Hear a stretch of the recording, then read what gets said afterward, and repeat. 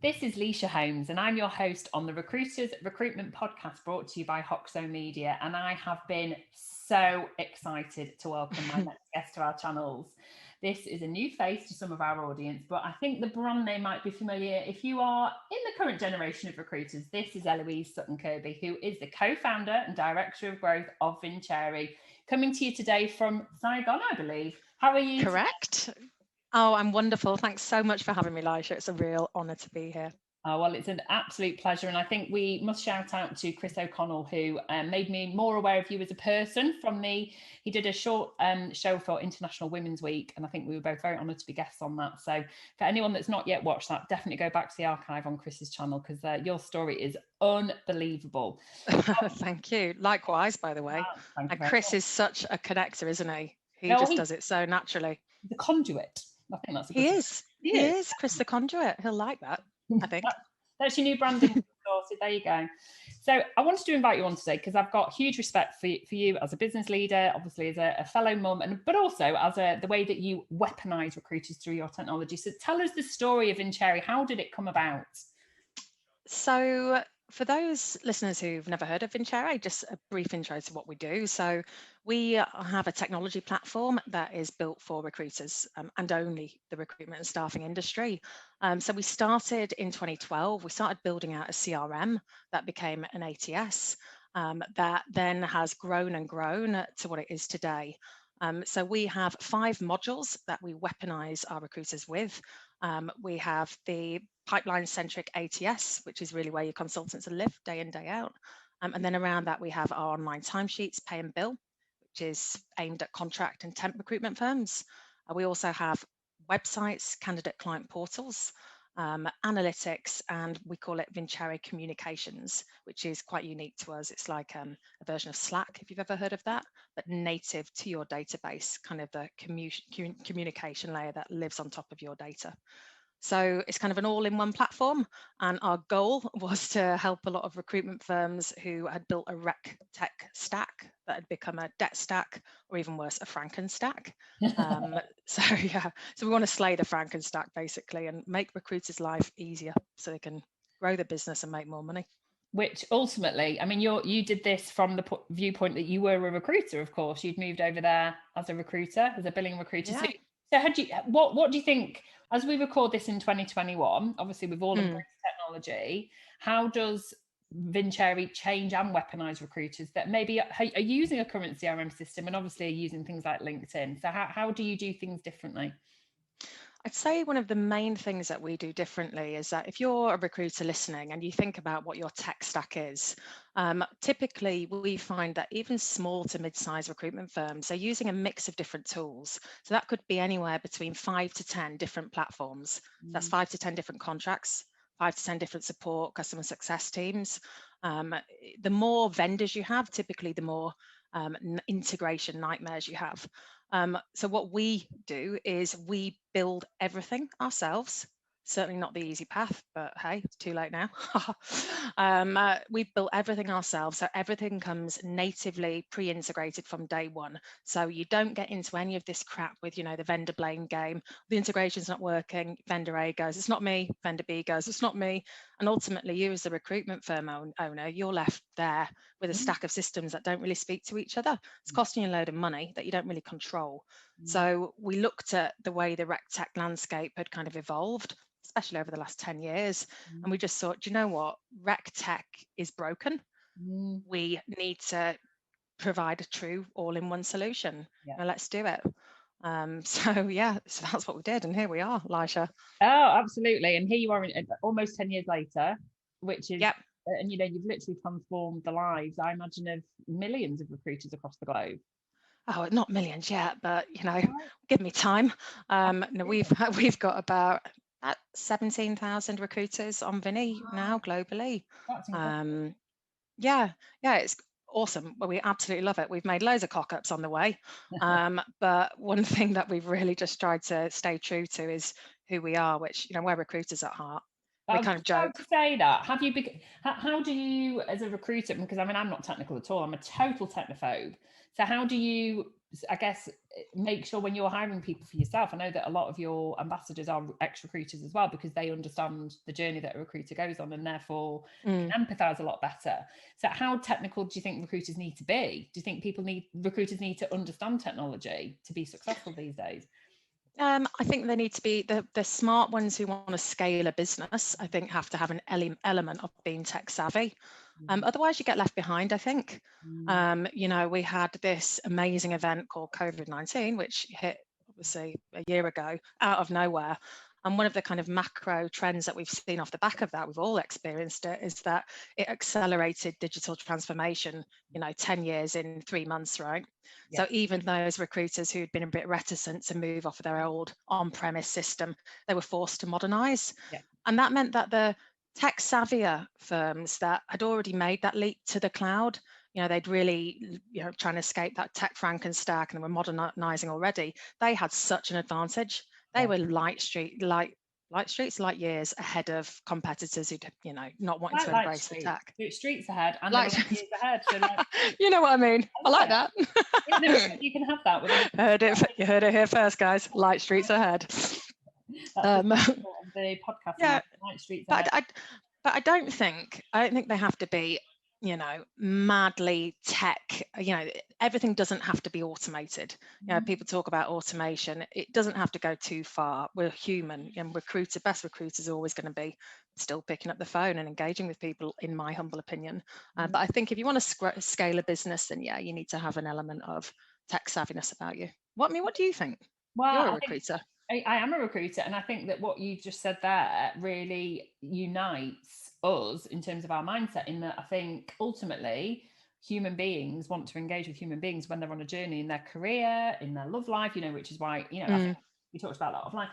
But we can use technology, it's that human using the technology that's going to have the advantage of it. It's not pushing a person's journey with the technology. So I think that's where, using portal-based systems to match people up on keywords, I do have a problem with that when it comes to influencing people. I don't when it comes to matching up to then have that engagement, pick up the phone. This is, what's your experience, what you're looking for, understanding motivations, understanding a client's needs, really positioning it, but championing the technology to get you to that point. And I think it elevates you. And I think, the reality is that even the most technophobes amongst us, which maybe, I don't know if it's a generational thing, yes, we have had to adapt.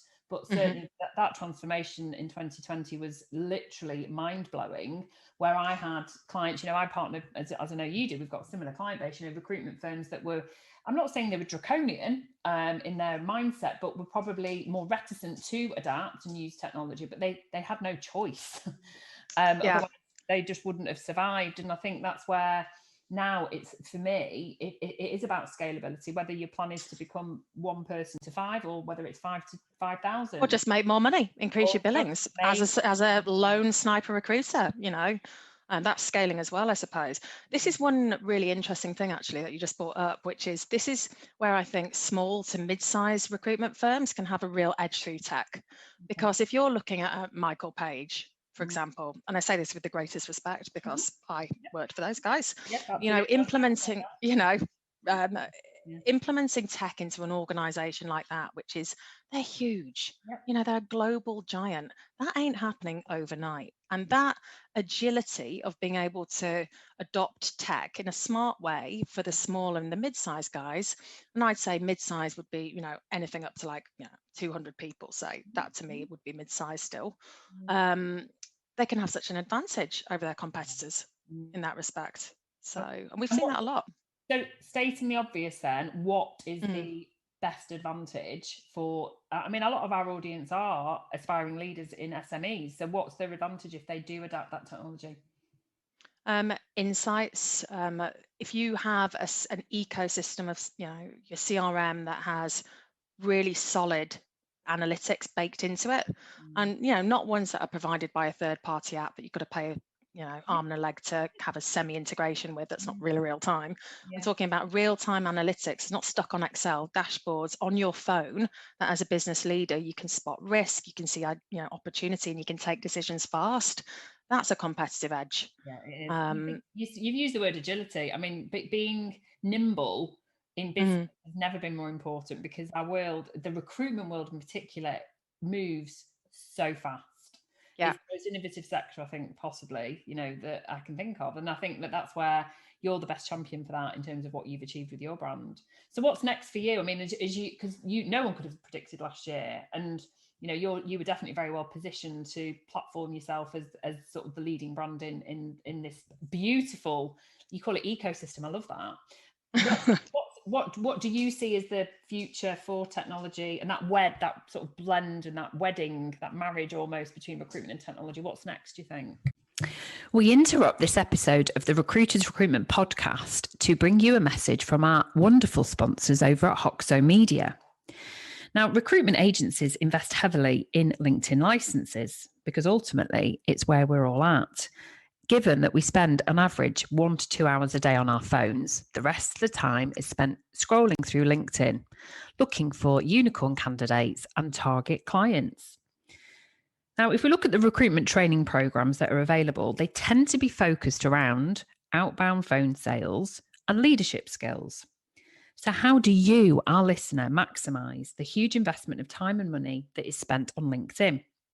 Well, this is where Hoxo Media is solving this problem for hundreds of recruitment agencies, and we want to share this message with you. Their Academy program allows recruiters across the globe being coached in how to optimize their LinkedIn profile, creating daily habits for building out that unbelievable audience, that target audience, where they're producing their own valuable content that engages the right people and ultimately drives content into inbound sales conversations. As I mentioned, they're working with hundreds of recruitment agencies, and there are over 300 recruiters every month enrolling on the Academy, which enables them to increase their knowledge in how to basically develop the best content and maximize the results from LinkedIn. And to be honest with you, the testimonies have been absolutely incredible. So by enrolling in the Academy with just one single payment, you can train your entire business for 12 months, which is why I'm so excited to share this message with you, our listener. So if you're a traditional recruiter like me, and you're an owner of a business, or you've got teams working for you who rely on outbound calls to attract clients and candidates, then really you do need to listen to this message and get in touch. You might find that you are using LinkedIn, but perhaps just for sharing jobs on there, and you struggle generally for original content ideas and ultimately the confidence to actually know what is going to be good content for driving that inbound business.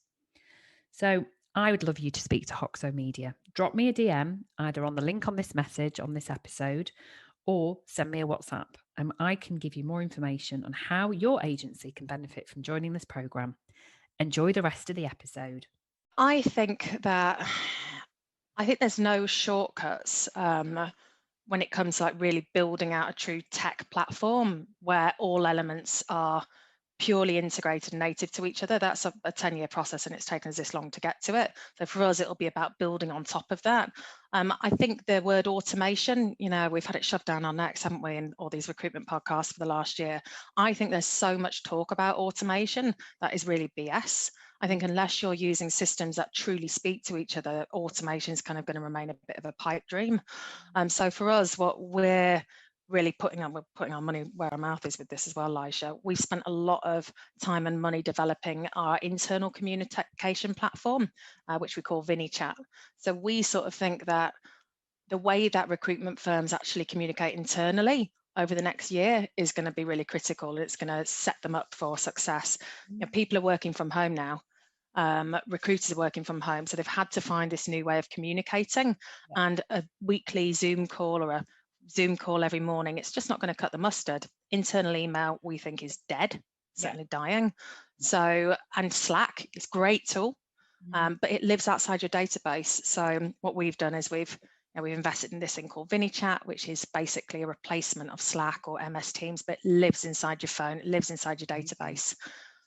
So yeah, we've taken a bit of a punt on this. I thought our CEO Bernie was an absolute nutter 2 years ago when he said, no, this is the future.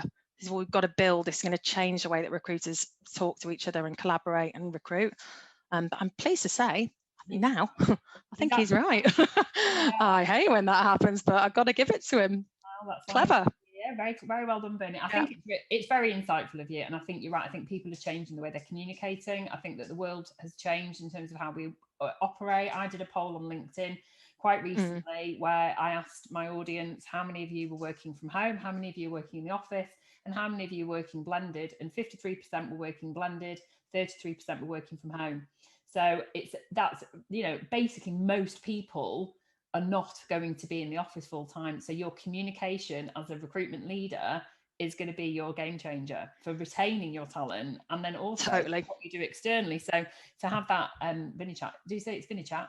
ViniChat, that's right. Yeah, it's cool. Yeah, it is. It's different, and it's it's going to basically be the automation backbone for everything else that's going on in the business. Someone lands on your website, ping you through ViniChat. Exactly. It's interesting because I say to recruitment leaders as well, and I've only started this since COVID hit, really. So what are you using for internal communication? What do you mean internal communication? Not even thought about it. And we think that should be a thing. If you're a recruitment business leader, what's your strategy there? There's all sorts of implications as well around security. If your recruiters are, everything's happening on WhatsApp, de-risk. Think about it. Or you've moved to Signal. It's still not the same, and it's an external chat. I think it's absolutely vital, and I think it's a critical part of retaining your best talent. Which ultimately, we're talking about attracting talent, but actually it's about retaining your best talent too, because that's your competitive advantage. Forget everything else. Yeah. So I think totally agree.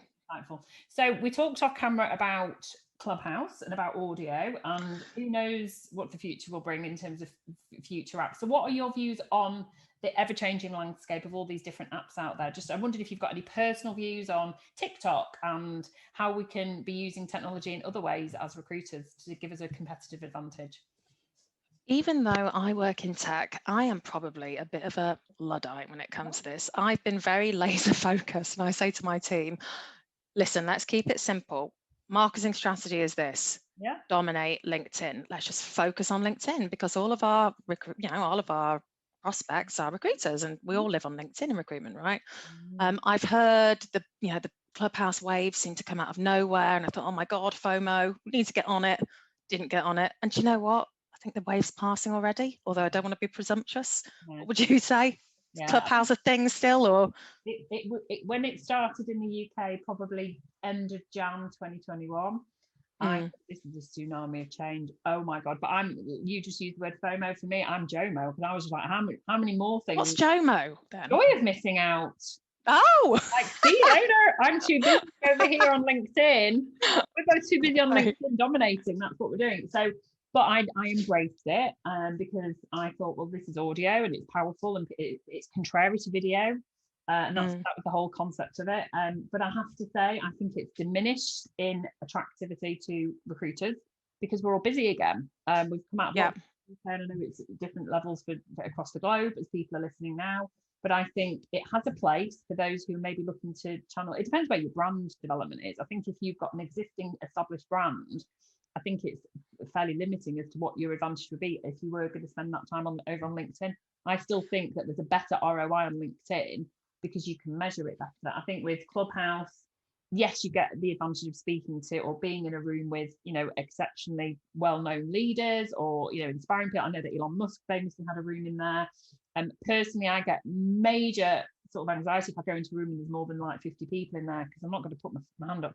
So I think it's got a limited attractiveness to established recruiters, and I think there's a real risk to our time spent, especially those working. It's a big risk for your time management because you could just get lost in rooms and go from room to room, and then you've just lost a whole day. I think that's it, isn't it? You've got to be, time is money, cliche but true. So you have to think where you're going to invest it. For us, we invest a lot of time in LinkedIn. We don't spend any money there, but we invest a lot of time on LinkedIn and also Instagram, because we've been on a massive hiring drive, and the type of people we want to attract, which are basically, ex-recruiters really, who are quite progressive with tech. They're all on Instagram as well. So we focus on those two. It's just about understanding where your audience is, isn't it? Simple as that. And I just think, don't spread yourself thin. If you're going to do something, commit to it. It's like a rugby tackle. Don't commit to it, you're going to get hurt. So you've got to commit to it. I say that a lot to my team, like a sport analogy. I love it. I love your sport analogy. No, I agree with you totally. And I think it's really reassuring to hear that from someone that, you know, you are obviously an embracer of tech and change, and, you know, you enable thousands of people to basically do their job better and easier and smarter. Let's talk about working smart. And I just think that when a new shiny object gets thrown at us, you have to, there's always going to be an early adopter that will go out and trial it. I think you have to make a fairly rapid decision to decide whether or not, and, you know, we just measured it over a period of about four or 5 months, where we've just, maybe not even that long, where we've just seen that there's been a decline. And I think if that's your trajectory after 3 or 4 months, it's just not worth your time. But that's just, I can only speak as a rec to rec. So I think if anyone that's listening or watching this as we've broadcast, you've actually had an amazing response from Clubhouse, we want to know about it. You know, I'd be very interested as well. I'd be really interested. That'd be a great case study for you to, like, if someone does come in, you could share that. I bet loads of recruiters would be interested in that. There are definitely 2 or 3 people in my community who are leaders in very niche areas, and they have had phenomenal success over in Clubhouse. But I think maybe that's just very specific to their sector, perhaps. I don't know. So there you go. I mean, we'll see. I was going to say, one thing that we did this year, which has been really good for us, was we decided to invest in training on social for our troops, for our sales and CS guys. So we put our teams through the Hoxo Academy, and that was brilliant. That's 8 weeks, and it's just an hour a week, so, you know, anyone can invest that time, and we've seen some really great results through that. Sean's just brilliant.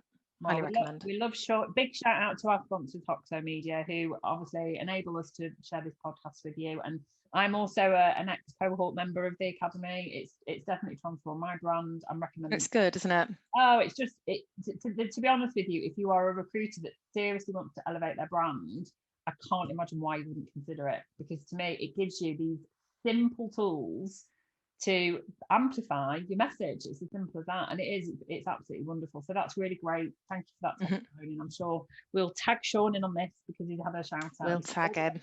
The rest of that silver fox. Oh yeah. Oh, I know, he's lovely, aren't you, Sean? Both Manx. That's what we like as well.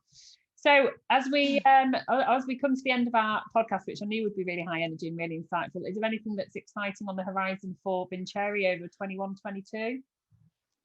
Oh my gosh. There's so much. We have some mega weapons in the pipeline. So 3 big ones that are coming from Vinny in the immediate future. So we have Vincere Digital. We are basically giving our customers the ability to now not just have candidate and client portals on Vincere, but their whole website. So this was just a natural progression from us, and customers have been asking about it for ages. So we've been developing it for about 18 months, and that is landing in August. Amazing. So that's going to be really big for us.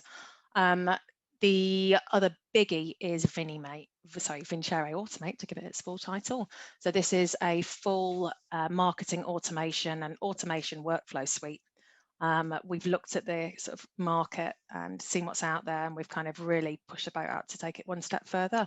This is more, I mean, the customers of all sizes can use it, but it's kind of aimed probably a bit more enterprise. So that's coming out in Q4. And we also have Vimeo, which is our own video interviewing platform. This is a world first, Lisha. We've not told anybody about this, so this is hot off the press. Very hot off the press. Yeah, so that's going to be integrated in our live list, which is a really popular feature of ours, loved by our customers. Wow, yeah. You are an absolute champion for anyone that, you know, is looking to weaponize themselves and just elevate themselves. So we'll make sure all the company information on yours as well is shared across all the broadcast channels. And, thank you so much for having me. It's been a real pleasure. Well, it's been a real pleasure to get to know you too. I knew I'd just be like, I've got high energy off you. But thank you so much. And, you know, for anyone that wants to know more information about any of the existing products of Vincere or anything that Eloise has talked about, please do drop her a DM on LinkedIn, and I'm sure she'll be absolutely thrilled to help you. But thank you so much from sort of sunny Lancashire to it's always sunny in Saigon. Is that just how it is? It's always hot, but it's glass of wine time here because I'm 7 hours ahead of you. Oh, well, go and enjoy. I will toast you with my alcohol-free, because I don't drink, but you go and enjoy your bubbles. You definitely do. Thank you so much for joining us today. You've been amazing. Thanks for having me. Cheers, Lisha.